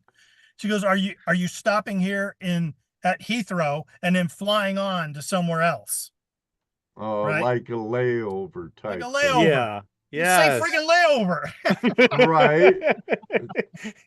Those doggone Brits, and they say I they tell talk you proper what. English. I told her I huh? speak dumb American, I guess. I don't know, man. I love how the fact that she just kept. right. Whoops. This Yeah. damn Yankee. Are you it? She said it slow. I couldn't. I believe understand English, but what do you mean? it. Right. I felt myself getting really cocky, and I'm like, "Ooh, I better Right. not." You know, last thing I want She is to might be not let you arrested in. First stepping foot in another country. Yeah. I just couldn't believe Be it. a mouthy to customs. Yeah. Probably wouldn't be a good idea. Yeah, it's like being mouthy to the judge when you're in court. You just don't probably, it's not going to turn out well for you. Right. Locked up abroad, right, Bill? Yeah. No doubt. Yeah. Security. Right. I think this Yankee needs a cavity check. She wasn't that cute. I'm teasing. Busy Bee, what's that? What were you asking me about the trash in England? Did you miss the end of the story? trash? We were talking about that trash piece, or Yeah. are you asking us what kind of trash do we actually find in England? Because not a lot would be the answer. Yeah. It's Especially the area we crazy. were hunting. Yeah. It's crazy how, you know, over here you dig, I don't know, 9 9 pieces of trash to maybe even more to one decent target, right? Over there, the most youngest trash or the most recent trash is World War II stuff. I mean, you were talking about the anti-aircraft flak and things like that, which sound great, by the way. You have to dig it because it sounds phenomenal. But your whole pouch is full of that stuff. But other than that, you're not digging, Pepsi cans and Three Musketeer wrappers. It's not out there like that.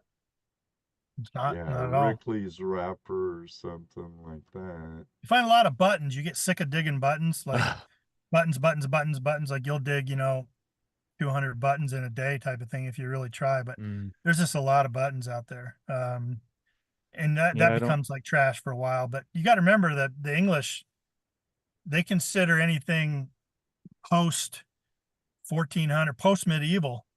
So anything 1500, 1600, 1700, 1800s, they throw that stuff away. They throw it. And I thought they were joking. I thought that was always a saying, right? That they throw those coins in the hedgerows. They're trash. They're modern. 1600 coin modern, throw it in the hedgerows. Jeez. But I wouldn't, and somebody showed me, they said, go look in that hedgerow. We park here all the time. Go look what's in that hedgerow over there. And it was just piles of what they call greenies, copper, KG2s, and all kinds of just Unbelievable. crazy, William and Mary. So as a Yankee, just go to the hedgerow. Yeah, I just go there, know. grab a handful, I and dig you're those done for the all day. day long. Yeah. What's funny is Right, when we Mark? stopped at different yeah, detect the Yeah, hedgerows. Mark. When That's we'd it. stop at different fields and stuff, they would tell us, over here was found Roman, over here was, whatever, blah blah blah. Back over here is a 16 or 1700s homestead, and no one's digging back over in this field. So I went back over there. I just needed to be by myself for half a day. I dug 13, 1700s coins, and I was in absolute heaven. I mean, I could have walked away absolutely, and I've got them up in a display case up here. The whole display case is just greenies, and to the people, the Brits, they're like, no big freaking deal." To me, I'm like, it's a 1700s coin. I mean, we don't dig those over here. Don't. The KG2s, the KG3s are like Wheaties to them. They're just, oh, okay, yeah. Oh, really cool. It's a Wheatie, yeah. Is there So, anything older though? what would be significant to them? Actual treasure or like what?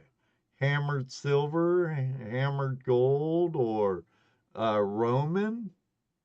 Even hammered silvers. I mean, like I said, I mean, my hammered silver here was 1500s, and it's not doesn't mean hardly anything to them, to be honest with you. To me, it's pretty incredible. Right. 1561. Yeah. And on the back, I'll show you the back here just real quick, but it's beautiful because it has the cross on it, or the shield. There we go. Yeah. Shield with what they call a long cross. That's gorgeous. See the little fleur de lis in the upper Yeah. left Yep. corner. Yeah. Very cool. So that to me is treasure. To them, they're, that's not, and I think they look more towards, quote, treasure of coins if there's a hoard found. So it has, if it's over 10 or so coins found in a certain area, especially gold coins. There was quite a few hoards that were in the British Museum. And if you found another one, they would consider putting it in with the hoard, or they'd say, gosh, we've got 38 of them. We don't need any more. Right. Go ahead and take Yeah. it with you. So That's I think just it's a pocket spill. A Right. pocket dump. We don't need that. Yeah. right, Yeah, they right, disclaim them all the time because of that reason. right. Erie's asking me something. Doggone it, Erie, you're making me nervous. She goes, Ed, say Erie needs your all opinions, okay? I need your all of yours, y'all's opinion. Ed, I need your opinion. I don't know. This could Yeah, be throw it a out there, loaded Erie. question.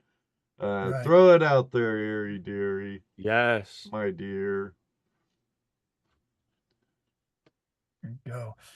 I think Robert Early asked if you needed a permit to dig in England. You need permission. You can't just go dig anywhere. You're going to definitely want to be on private property and have permission of the landowner. And you do need a permit if you're going to go mudlarking, which is a big thing in England, which they actually don't issue permits for that anymore. So you're kind of,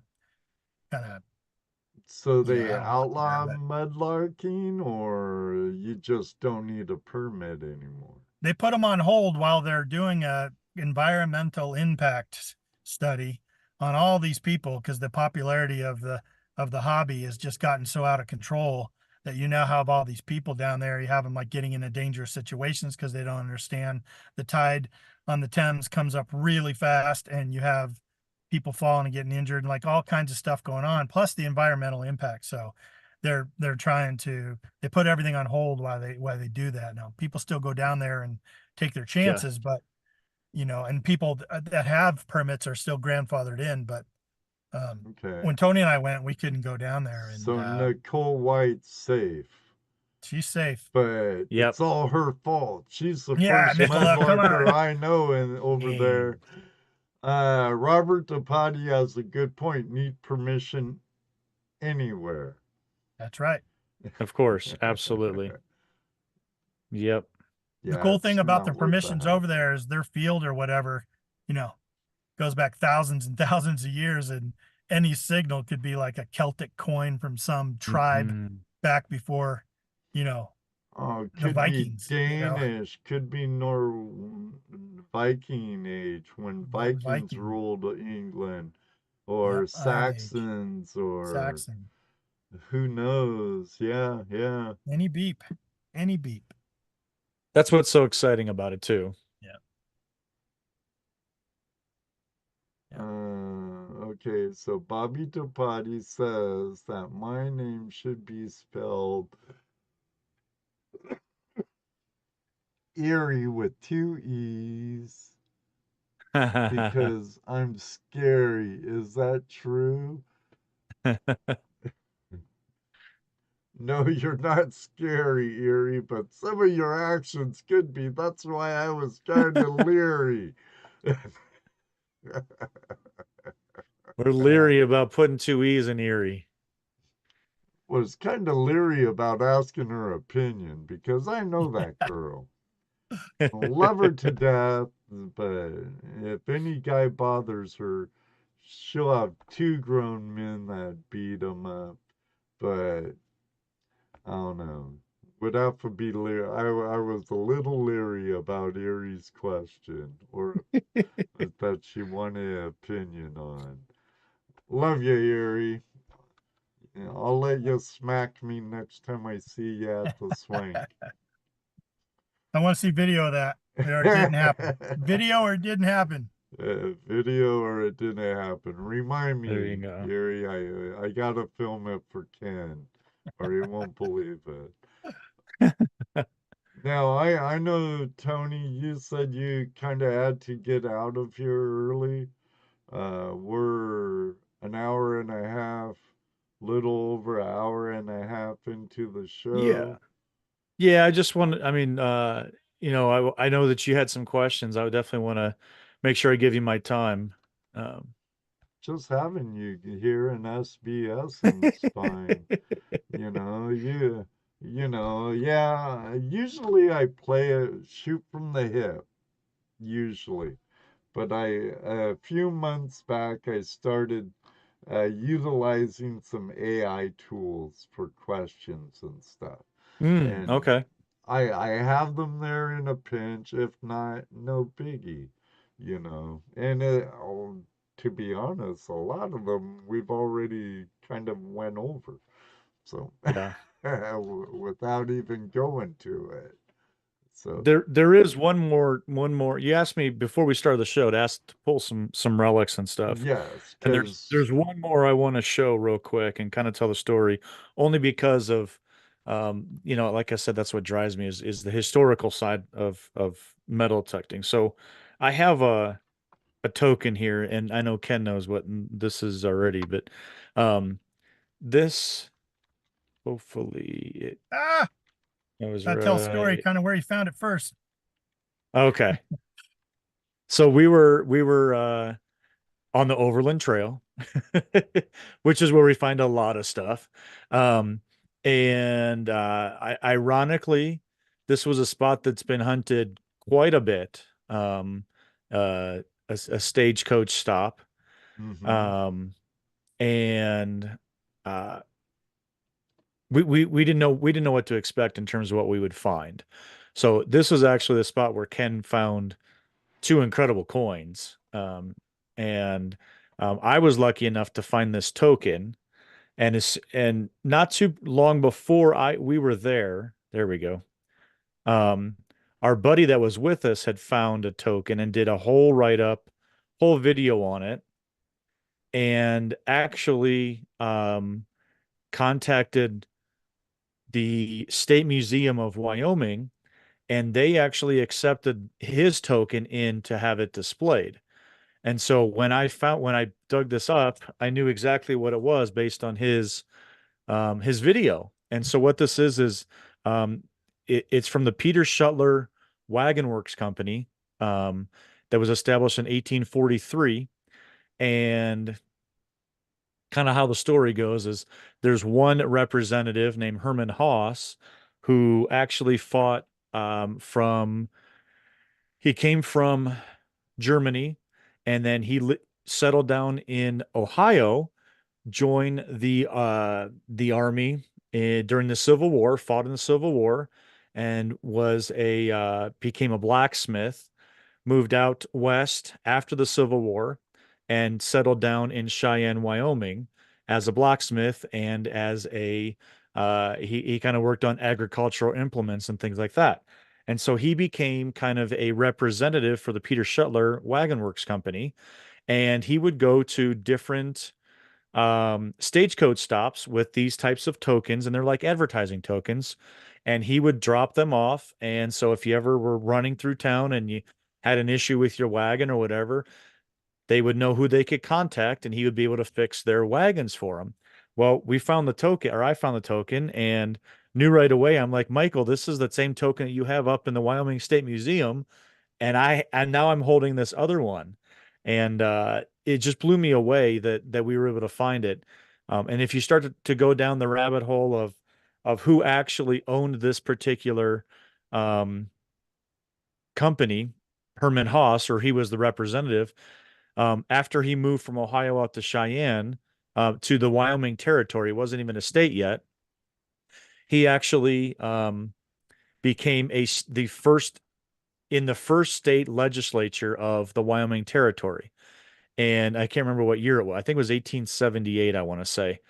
And during the first legislation, he introduced the women's suffrage for the right to vote. And they actually passed this and became the first territory, the first state territory, to actually have the women's right to vote in 1878. And Herman Haas was he was very important, instrumental about actually getting that passed, for women's suffrage. So, the token is fantastic to have it in the museum, but the story of Herman Haas and why it's down at a stagecoach stop in Colorado, it kind of all fits. And then you start looking. I actually used ancestry.com to date back to where he came from and what I wanted to do, honestly, was to give it to his family, but he doesn't have any surviving members of his family. So I guess I have to keep it in my collection, but I want to pass on the story at least. And then I have this whole production video in my brain as to what I'm going to do to document that token, and kind of hopefully keep that story going and keep his legacy kind of out there. That's so cool, man, because that's what I love about metal detecting, right? Did you guys notice that? So the whole time Tony's been talking about this one find, the part about him finding it was the very smallest part of that entire story, because that led into this entire explosion of gaining knowledge of something we didn't know about before.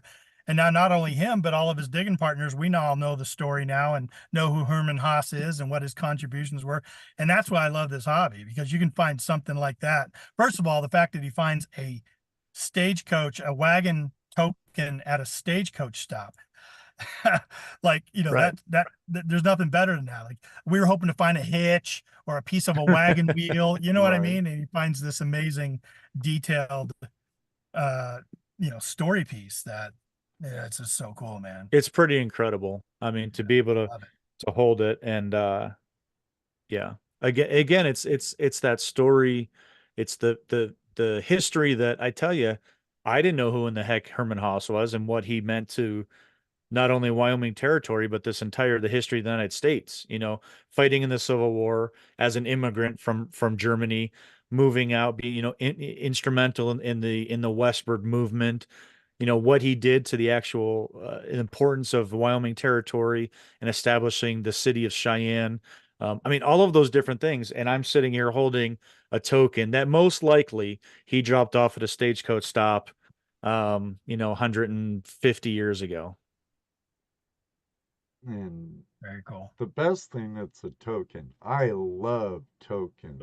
1,000%. To 100%. me, Agreed. I've been collecting tokens since my dad turned me on to it since I was a kid, and I feel they have more history to them, and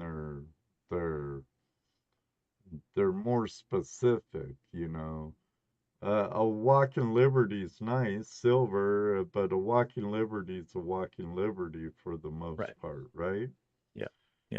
But, if you have a good Civil War token or a hard The Civil War knocks tokens are token incredible. Yes. or Yes. or an old bank token, or like the Aussies and the British bank tokens, or even upper Canadian bank tokens, Yep. Yep. You find those counter stamped large cents too, yeah. that are stamped with the merchant's name on them. Love those. Yeah. Yep. Yeah. I agree. Yeah. It tells a deeper story. The dated coins are fantastic because it's very specific, but the story of the tokens is completely, you don't know what the story is of a coin, whether it bought such and such or this or that. But these tokens are very specific. Yeah, and being able to figure out stuff about Herman Haas, it just blew my mind. I can tell you a story about 3 Merry Widow tins that'll knock your socks off. What were those used for? Yeah, I don't know, but boy, my dad used to tell me about them all the time. You seem to have a lot of them for some reason. I don't know. You familiar with those, Ed? Widow's tin? The 3 Merry Widow tins? Three No. Merry Widows. They're actually condom tins Oh, that okay. have 3 Merry Widows on them. They're on my bucket list. I've never found one, but someday. One day One you'll day. get them. 3 Merry Widows. Now Merry there's Widows. a name for a condom company for Yeah. Right. that. Funny. Bill says Agnes, Mabel, and Becky. That were the name of the 3 That's Merry who they are. Widows. That was them. And Bill probably would know. Yeah, I think he was around when those were. He don't look nowhere near as old as he really is. I've met him a couple of times. He was a frequent flyer, huh? Hi, Ed. Oh my goodness. What's up, Matt? Good to see you. Everyone tuning in tonight. Thanks a lot for being here. Appreciate it. Definitely. It's good seeing Matt. It's been a while. He's been a loyal listener and watcher and part of the community here for years. Bill's awesome. He needs some Absolutely Yeah, he awesome. is. We need to give him some kind of award. He also teases me with all the food porn he puts on his Facebook Oh page. my gosh. Kills Have me. you seen that, Ed? I try to ignore that stuff. My him and gosh. Jeff Williams, they just put on all these dishes, and I eat all I can, and it's like I have a hard enough time getting up to the weight I was in high school. It's like, gee He's got whiz. more smoked meats than anybody I've ever seen. So incredible. Too bad he lives so far away. I think he lives like 4 hours from me. I don't know how he does it, man, because I can't take the time to be taking pictures. When I'm I smoking know. meat, I'm eating meat. So, I know. I Both my don't know how hands are he takes busy. the time. Right. I eat like a shoveling coal into a steam locomotive. It's There like, you go. oh, I'm done. Judy's like, oh, you must have been hungry. No, not really. Just get it down. That's right. Speaking of that, I'm actually pulled over on the side of the road. I'm using my laptop connected to my hotspot on my phone to be part of this stream, and my battery's about at 3%. I think it's going to shut off any minute. I should probably say goodbye and go get some dinner myself. Yeah, Thanks, Ed, for and making me you're hungry. you're Thanks, still in Bill. your car too, and I'm sure you're parked somewhere safe. Yeah, you And need to notice me still looking over my shoulder. I'm not in the best part of town right now. oh, don't want you to get carjacked. Right. Uh, Tony, thank you very much. Ken, thank you very much. It's been a pleasure. Everyone out there, there are links to DK's channel and Tony's channel down below, along with the link to their Spreaker for Relics Radio. They put on a really good show. And if you can catch, are you still doing In the Dirt? Yeah, I still do the weekly dirt every Sunday. It's a compilation of what everyone else is finding out there from around the metal detecting world.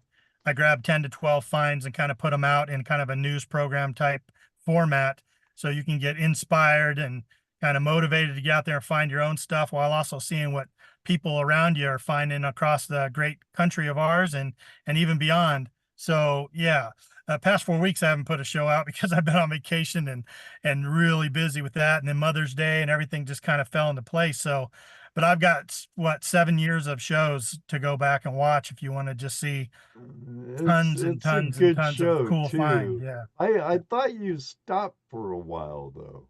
Took a year off. Yeah, my wife got injured and I needed to take care of her, kind of nurse her back to health, and so I took a year off. It was well needed, but now I'm back, except for the last 4 weeks. I take All right, summers I'm off back. from the Not. show I'm back. now. Not. I went Yeah, David. 7 years. It will be 7 years for Tuesday Night Hangout Live, the 22nd of June. And last year I started taking 3 month breaks. And I'm gonna do the same. I think it helped my attitude a little and kind of gave me a fresh perspective on the Yeah. show. Yeah, you get recharged. Yeah, exactly. Yeah. But Ken, glad your show's back. I'm gonna have to start looking for them again because I've always enjoyed them. Tony, thanks again. Great Yeah. stories, both of you. And you're always welcome here at Tuesday Night Hangout Live, gentlemen. Yeah, we Thank you, Ed. appreciate all your support, Ed. Yeah, absolutely. And please, everybody join us on Thursdays on Relics Radio. You can watch it right on my channel, or come on over to Facebook. Find us on Facebook. We got a lot of stuff over on Relics Radio on Facebook, or Adventures in Dirt Facebook, 5280 on Facebook. Pretty much any social media. We're pretty heavy involved on that. But join us for Relics Radio. We got some great guests. As well as, going back and watching some of the old episodes too. A lot of Thursday good nights, guests. 8 p.m. Eastern. And you can Live catch on their streaming over on Tony's replay channel. at every podcast outlet, I guess. Yes. Along Anywhere with you can find Tuesday your Night podcasts. Hangout Live replays actually too. But let me see. I'll let you guys can bail out if you need to We or appreciate want it. to. I appreciate the time I had with you two. Thank you very much, DK, Tony. Thanks, Ed. Till next time. Ed, you're awesome. Thank you very Thanks, much. bud. You See you two soon, Tony. are awesome, and hopefully one day we'll meet in a field or a park Absolutely. or on the stream. Yep. Let's go digging. Let's go digging. Yep. I'll let you Scary. know if I come to Colorado. Yeah, we'll go prospecting. Oh, we'll go We know some We areas. got detecting little too. gold in the creeks out here. We got little gold in the creeks, but Yeah, we'll go get what's there. That's for sure. We'll do some sniping. Sounds fun. there you go. Sounds fun. Good Awesome. night, gentlemen. See you guys. Thanks, Ed. Take Thanks care, everyone buddy. in the chat. Thanks everyone in the chat, man. We'll see you guys. Yep. And Good night, guys. all See you, of Tony. you out there, you're not done with me yet, because once my guests bail out of here, we'll take you over to the other set. Oh, God, jeez.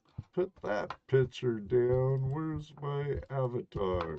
No, don't want to put that up there. I'm going to go to the other set. Thanks for the super chat, Terry. I forgot to take that doggone thing off. Jeez. Great show tonight, huh? With Ken and Tony. A couple of great guys from Colorado.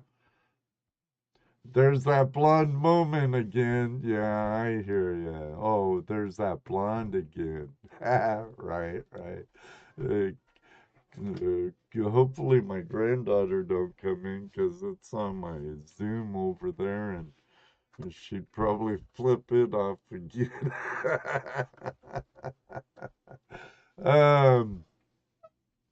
Now, I was going to have great finds on next Tuesday. Mike from Great Finds, he detects a lot with Aqua Jigger, but he had to end up canceling. I have a couple of feelers out to some people, but I don't know. So next week's a big if. I will be here, same time, same channel, whatever. Tuesday Night Live. Oh, I'd have to be terribly sick not to do it.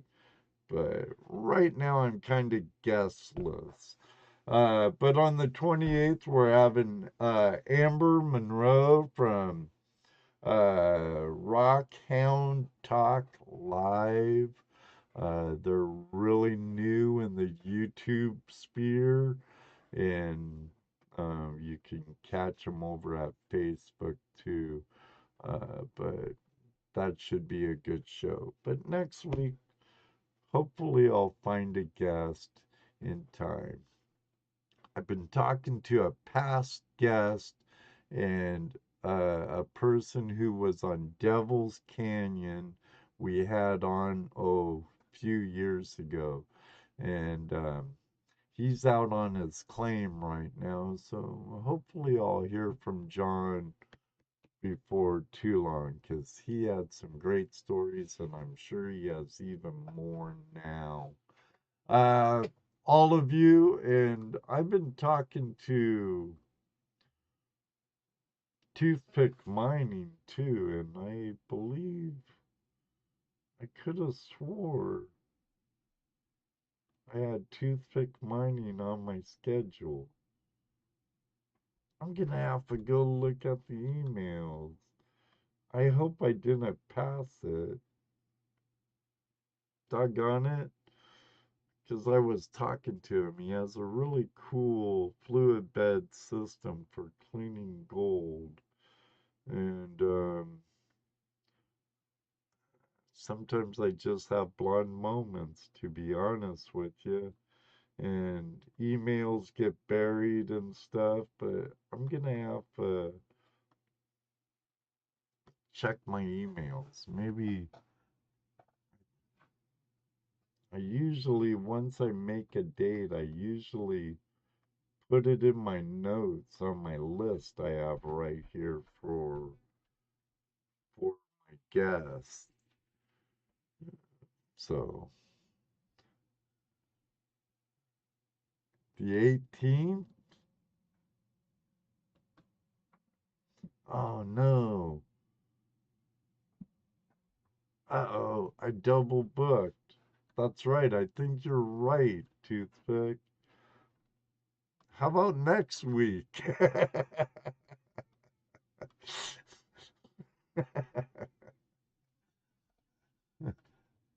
Oh my goodness. Silly me. Sorry, brother. Yeah, June 18th. Yeah.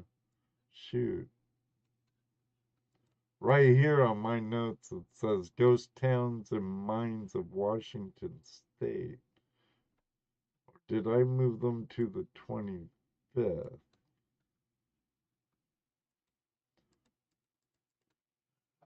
I think you're right, Toothpick. I think you're right, the 18th. I only have as many windows as possible. Okay, I'll talk to you. I do have the 25th of June.